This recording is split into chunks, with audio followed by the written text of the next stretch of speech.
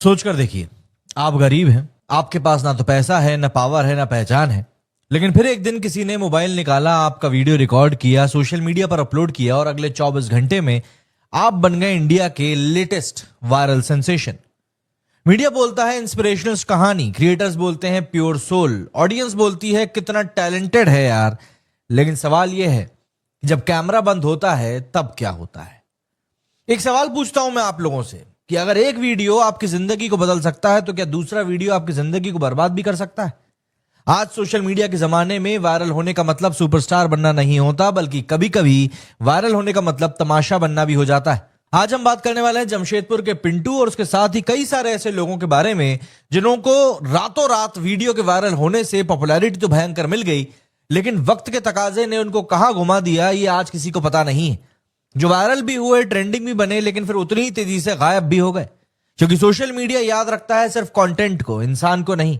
और फिर आपके साथ क्या गत होती है ये कोई बता नहीं सकता। कृष का गाना सुनेगा, ये लाइन पिछले कुछ दिनों में आप लोगों ने सोशल मीडिया पर कई बार सुन ली होगी। मासूमियत के साथ में ये शब्द बोलता लड़का पिंटू है, जिसकी उम्र 32 साल है। झारखंड जमशेदपुर की सड़क के किनारे एक आदमी, फटे हुए कपड़े, थकी हुई आंखें और मुंह से सिर्फ एक ही लाइन निकलती है, कृष का गाना सुनेगा। कचरा बीनते हुए जब वो ये लाइन कहता है तो कई लोग ठिठक जाते हैं, और बस इतना ही काफी था उसको सोशल मीडिया पर एक नई सेंसेशन के तौर पर सबके सामने रखने के लिए। ऋतिक रोशन के गाने का एक टुकड़ा, एक अलग अंदाज, और पिंटू बन गया वायरल बॉय धूम। रील्स बनी, मीम्स बने, लोग सेल्फी लेने के लिए पहुंचने लगे, डायलॉग्स रिपीट होने लगे, लाखों लाख लोग उसके बारे में बात करने लगे। ले बेटा, अगर दुनिया में प्यार नहीं किया तो क्या किया, यह लाइन उसकी इतनी वायरल हो गई कि उसके ऊपर रीलें भयंकर तरीके से बनने लगी। लेकिन कैमरे के सामने जो चकाचौंध हमको दिखाई पड़ रही है कि भैया सभी लोग इसके आगे पीछे घूम रहे हैं, क्या ये लोग उसके जीवन में कोई बदलाव लाने के लिए कोई व्यापक काम कर पाएंगे? क्यों? यह सवाल मैं इसलिए कर रहा हूं क्योंकि कैमरे के पीछे जो था उसकी तरफ किसी ने ध्यान भी नहीं दिया। पिंटू दरअसल कोई परफॉर्मर नहीं था, पिंटू कोई इन्फ्लुएंसर भी नहीं था। पिंटू कूड़ा उठाने वाला एक लड़का था जो सड़कों पर अपनी जिंदगी को बसर करता है। माँ बाप जा चुके हैं, कोई सहारा नहीं है, ना पढ़ाई है, नशे की गिरफ्त में है, एंड जाहिर सी बात है शरीर पूरी तरीके से टूट चुका है। ना तो इलाज के कोई पैसे हैं और ना फ्यूचर का कोई ठिकाना है, और ऊपर से जो नशे की बात मैंने कही वो उसको लगातार बीमार कर रहा है। गाना उसका वायरल हो गया तो लोगों की उसकी तरफ नजर चली गई, वरना तो ऐसे लोगों की तरफ कोई देखता भी नहीं है। भारत में गरीबी का आलम यह है कि इस तरह के लोगों के पास से गुजरने में भी लोग कहीं ना कहीं कतराते हैं। लेकिन अगर आप वायरल हो जाते हैं तो फिर लोग तस्वीर खींचने के लिए आपके लिए लाइन लगा लेते हैं, एंड लोग ऐसा ही आज भी उसके साथ कर रहे हैं। आज उसके साथ में वीडियोस बना रहे हैं, लेकिन किसी ने उससे यह नहीं पूछा कि भाई तेरा हाल क्या है, तू ठीक है कि नहीं। कैमरा जैसे ही बंद होता था उसके बाद पिंटू वापस उसी सड़क पर कचरा बीनने अपनी नशीली जिंदगी में लौट जाता था, और जो लोग उसका वीडियो बनाने के लिए पहुंचते थे वो वीडियो बनाकर अपना वीडियो सोशल मीडिया पर डालने के नाम पर आगे बढ़ पड़ते थे। कहानी बस यूं ही चल रही थी, एंड इसी को कहा जाता है वायरल सेंसेशन के एक्सप्लॉइटेशन। लेकिन इस बार ऐसा लगता है कि थोड़ी बहुत इंसानियत भी किसी के सामने आई। जब लगा कि पिंटू दरअसल सिर्फ एक मीम मटेरियल बनकर रह जाएगा, तब एक एनजीओ आया सामने और उसने कहा कि भैया हम इसका थोड़ा बहुत उद्धार कर सकते हैं। नाम था एनजीओ का अस्तित्व फाउंडेशन। उन्होंने कैमरा नहीं उठाया बल्कि उन्होंने जिम्मेदारी उठाई। रिहैब, नशा मुक्ति, मेडिकल ट्रीटमेंट, नए कपड़े, नई जिंदगी की कोशिश। यहां पर सोशल मीडिया ने पहली बार सिर्फ मजाक नहीं बल्कि मदद का रास्ता भी दिखाया। लेकिन ऐसे में अब सवाल यह उठता है कि क्या पिंटू अकेला है? बिल्कुल भी नहीं। ऐसे कई सारे और लोग हैं जो कि आए और कहां गायब हो गए वक्त के अंधेरे में, ये किसी को पता नहीं है। सिस्टम उनको किस तरीके से भुला दिया ये बताने के लिए काफी है कि ये दुनिया कितनी ज्यादा मतलबी है, और एक बार आपका सिक्का बैठ गया तो फिर आपको कोई पूछता भी नहीं है। और इस लिस्ट में सबसे पहला नाम अगर रानू मंडल का नहीं आए तो फिर कोई बात ही नहीं है। स्टेशन से स्टेज तक, और फिर एक ऐसी तंग गलियों की जिंदगी जिसके बारे में अब कोई बात भी नहीं करता। रानू मंडल, एक रेलवे स्टेशन, एक आवाज और एक क्लिप। इंडिया इमोशनल हो गया, नेक्स्ट लता मंगेशकर बोल दिया गया, म्यूजिक लेवल्स उसको भुनाने के लिए आ गए, टीवी शोज पर लाया गया, सेलिब्रिटीज के साथ में तस्वीरें ली गई। लेकिन उसके बाद सिस्टम ने क्या किया? ना ट्रेनिंग दी, ना ग्रूमिंग दी, ना कोई साइकोलॉजिकल सपोर्ट दिया। बस कंटेंट उससे जितना निकाल सकते थे निकाल लिया, व्यूज जितने कमा सकते थे कमा लिए, टीआरपी जितनी खींच सकते थे खींच ली, और जब ऑडियंस बोर हुई तो रानू मंडल को भी एल्गोरिदम ने पूरी तरीके से इग्नोर कर दिया। आज रानू वायरल नहीं है, आज वो सिर्फ एक एग्जाम्पल बन चुकी है। और इसी से बात समझ में आती है कि टैलेंट को स्टेज मिल सकता है, लेकिन करियर तो सिर्फ सिस्टम ही दे सकता है। और अगर आप सिस्टम में फिट नहीं हो रहे हो तो एक वक्त के बाद में आपको भुला भी दिया जाएगा। इसके बाद बारी आती है दिल्ली के बाबा के ढाबा की। आंसुओं से आंदोलन तक की कहानी गई और उसके बाद फिर बर्बादी। एक बूढ़ा आदमी, एक छोटा सा ढाबा, आंखों में आंसू, एक इन्फ्लुएंसर स्वाद ऑफिशियल, उन्होंने इनका वीडियो बनाकर डाल दिया। देश पूरी तरीके से पिघल गया कि अरे भैया क्या है। डोनेशंस निकल कर आए, सेलिब्रिटीज आगे आए, बिजनेस सडनली बूम कर गया। भीड़ इतनी लग गई कि बाबा खाना नहीं खिला पा रहे थे अपने ढाबे पर, उन्होंने नया होटल खोल लिया। और वहीं से शायद उनके भी सर के ऊपर एक खुमारी चढ़ गई कि भैया अब तो अपना सिक्का चल पड़ा है। उसके बाद क्या हुआ? बिजनेस नॉलेज थी नहीं तो धंधा पूरा बैठ गया। लीगल गाइडेंस जीरो थी तो लोगों ने एक्सप्लॉइट किया। फेम का प्रेशर 100% था तो फिर धंधे के ऊपर ध्यान दे नहीं पाए। पैसा आया लेकिन डायरेक्शन नहीं ले पाया।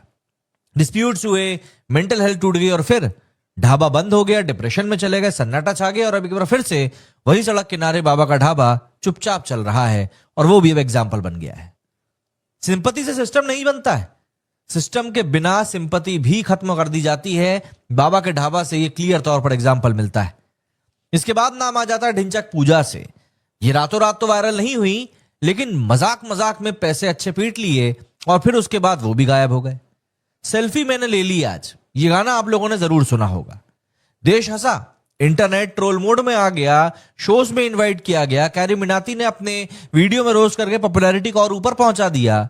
लेकिन सच ये है कि इंडस्ट्री ने आर्टिस्ट नहीं बल्कि मीम को खरीदा था। जब तक मजाक फ्रेश था, पूजा यूजफुल थी। जब मजाक पुराना हो गया तब गेट भी बंद हो गया। ना रिस्पेक्ट मिली, ना क्रिएटिव ग्रोथ मिली, सिर्फ एक टैग मिला और वो टैग था क्रिंज का। इंटरनेट पे हंसाना आसान नहीं होता है, आर्टिस्ट को जीने देना सबसे ज्यादा मुश्किल भरा काम होता है। ढिंचैक पूजा का एम क्या था वो तो वही जानती है, अच्छे गाने बनाना या खुद का मजाक उड़वाना।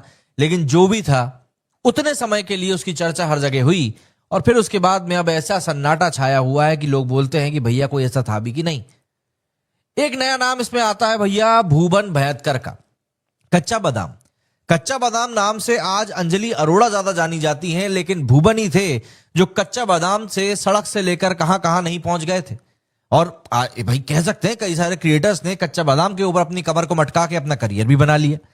मतलब एक सिंपल सा गाना, एक पीनट सेलर और एक ग्लोबल ट्रेंड। ब्रांड्स आए, पैसा आया, रील्स बने, डांस शोज भी बने, लेकिन कोई ये नहीं बोला कि पैसा संभालना सीख ले भैया, कॉन्ट्रैक्ट थोड़ा समझ ले भैया। रिजल्ट, पैसा भी चला गया, एक्सीडेंट भी हो गया, फेम भी खत्म हो गया, लोगों ने बेवकूफ बना के एक्सप्लॉयटेशन भी कर लिया और भुवन एक बार फिर से अपनी उसी गरीबी की जिंदगी में चले गए जहां से वो आए थे। वायरल इनकम जब नॉलेज के बिना आती है ना, तो वो वरदान नहीं बल्कि एक श्राप बन जाती है और 4 दिन की चांदनी के बाद में 40 दिन का अंधेरा भी आपके लिए छोड़ जाती है। भुवन का एग्जाम्पल इस समय सटीक तौर पर इसी जगह पर बैठता है। एक नाम और यहां पर मैं लेना चाहूंगा और वो है सहदेव दिर्दो का। आज वो हमारे बीच में नहीं है, लेकिन यकीन मानिए उस समय जब वो वायरल हुआ था तब बादशाह तक उसके साथ गाने बना रहा था। ये बंदा एक वीडियो से वायरल हो गया, प्रदेश के सीएम भी उससे मिल रहे थे। एक गरीब आदमी वाला एंगल, दिल को छू जाने वाली आवाज, दर्द भरी कहानी। इंटरनेट बोला भाई साहब यही रियल इंडिया है। क्रिएटर्स बोले अरे यार यहाँ तो प्योर इमोशंस है। चैनल्स ने हेडलाइंस बना दिया, अरे कई तो यूट्यूब के करियर उड़ गए भाई इस लड़के के चक्कर में। लेकिन सवाल वही था कि आज ये लड़का कहां है। ना कोई सिस्टम मिला, ना कोई फॉलोअप मिला और अकाउंटेबिलिटी की बात तो खैर छोड़ ही दीजिए। ये सिर्फ एक और एग्जाम्पल बन के रह गया जहां पे गरीब का दर्द कंटेंट के तौर पर यूज किया गया और जैसे ही उसका कंटेंट पूरा खत्म हो गया उसके बाद उसको यूज एंड थ्रो कर दिया गया। इंडिया में दर्द वायरल हमेशा होता है, लेकिन उस दर्द का सॉल्यूशन कोई नहीं देता। लेकिन इन सब चीजों में आपने, इन सब केसेस में आपने क्या एक कॉमन पैटर्न देखा? सिस्टम का खेल आपने देखा। इन सब कहानियों में यही बात समझ में आती है कि गरीबी plus emotion, video viral, media का एक्सप्लॉयटेशन, टेम्परेरी फेम, कोई स्ट्रक्चर नहीं और फिर उसके बाद चुपचाप एक बार फिर से गायब हो जाना और फिर अगले गरीब की तलाश शुरू, अगले वीडियो की तलाश शुरू। सोशल मीडिया एक्चुअली आपको स्टार नहीं बनाता है, बल्कि वो आपके उस थोड़े से फेम का पूरा पूरा यूज करता है, पूरा पूरा एक्सप्लॉयटेशन करता है। एल्गोरिदम को इस बात से कोई फर्क नहीं पड़ता कि तुम जिंदा हो या टूट रहे हो, उसे सिर्फ चाहिए होता है expression, emotion, shock value and novelty. जब नोवेल्टी खत्म हो जाती है तो कहीं ना कहीं तुम भी खत्म हो जाते हो। गरीब के लिए वायरल होना एक 2 धारी तलवार की तरह होता है। अमीर अगर वायरल हो जाता है तो पीआर उसको हैंडल कर लेता है, लेकिन गरीब अगर वायरल होता है ना तो भीड़ उसको हैंडल करती है। और फिर भीड़ कैसे हैंडल करती है आप सब जानते हैं। भीड़ को ना तो कोई जिम्मेदारी होती है, ना ही उसको याद रखने की आदत होती है। आज आप चढ़ रहे सूरज हो तो आपको सब सलाम करेंगे, और जब कल को आप डूबोगे तो कोई आपकी तरफ पलट के देखेगा भी नहीं। ना सिस्टम, ना कोई स्पॉटलाइट। प्रॉब्लम यह नहीं है कि पिंटू जैसे लड़के वायरल होते हैं, प्रॉब्लम यह है कि कोई लीगल फ्रेमवर्क नहीं होता, कोई क्रिएटर प्रोटेक्शन तो है ही नहीं, कोई रिहैबिलिटेशन की गारंटी भी नहीं। यहां पर लोग आज तारीख में अगर धूम को घेर रहे हैं, बोल रहे हैं क्रिश का गाना सुना दे, तो वो सिर्फ लाइक्स के लिए है, शेयर्स के लिए है और व्यूज के लिए है, और कुछ भी नहीं। पिंटू की कहानी ऑब्वियस सी बात है अभी चल रही है, खत्म नहीं हुई है। लेकिन सवाल यह है कि अगला पिंटू अब कौन होगा, और हम उसके साथ में आखिर क्या करेंगे? क्या उससे भी सिर्फ रील बनवाएंगे या फिर उसको कोई ढंग का रास्ता दिखाएंगे? सोशल मीडिया ऑब्वियस सी बात है भगवान नहीं है, वो सिर्फ एक शीशा होता है, और शीशे में हम अपनी इंसानियत देख पा रहे हैं या नहीं, ये हम पर डिपेंड करता है। ये वो लोग नहीं है कि इनको फेल होने दिया जाए, बल्कि अगर वाकई में टैलेंट है तो हो सकता है उनको कहीं पहुंचाया जा सकता है, लेकिन उसके लिए सिर्फ एक्सप्लॉयटेशन से तो कुछ नहीं हो सकता। इंडिया में वायरल होना एक बहुत ही एक्सीडेंटल ट्रेंड होता है, पर सस्टेन करना एक पॉलिसी डिसीजन होना चाहिए। जब तक कोई लीगल गाइडेंस ना हो, फाइनेंशियल लिटरेसी ना हो, मेंटल हेल्थ सपोर्ट ना हो, लॉन्ग टर्म प्लानिंग ना हो, आप कभी भी आगे तक नहीं जा सकते, और आप इसी तरह रातों रात वायरल होकर रातों रात गायब भी हो जाओगे। अगर आप एक क्रिएटर हो तो याद रखो, गरीब का दर्द शॉर्टकट नहीं होता। वायरल होना एक जिम्मेदारी होती है, कैमरा बंद होने के बाद भी जिम्मेदारी खत्म नहीं होती। ये वीडियो सिर्फ कहानी के लिए नहीं था, बल्कि एक वार्निंग के लिए था कि चीजों को उस तरीके से देखना शुरू करिए जिस तरीके से इंसानियत के नाते चीजों को देखना चाहिए। मेरे स्टूडियो फिलहाल इतना ही। जय हिंद, जय भारत।